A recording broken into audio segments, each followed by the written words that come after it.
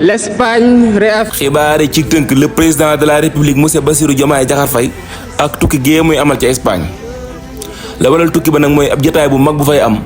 boo xamante ni dañuy waxtaan ana naka la ñuy def ba suqale suñu réew yi ci mbiru koppar ca jotaay ba nag daje na fa ak njiital réewum Espagne ba tey ci jotaay ba dañ fi waxtaanee ana naka la ñuy def ba xeex lii nga xamante ni mooy mbëkk mi. beneen xibaar Lat Diop mën naa delluwaat ca ministre des finances ga mu nekkoon lu jiitu muy doon ministre li ko waral nag mooy ministre ba fa nekk signé na contrat boo xamante ni moo koy permettre moom Lat Diop mu mën a jëlaat ab fonction. Lat Diop nag ba fii may waxe ak yow moo ngi ci loxoy yoon. mbirum Ndella Madior Diouf mi nga xamante ni moom ci jëmmam def na ci kaso bi at ak juróom benn weer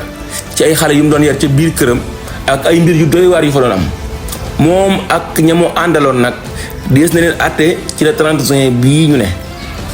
abonné leen ci seen bii di Xew Xew TV ngir ngeen mën di jot ay xibaar yu wér te wóor.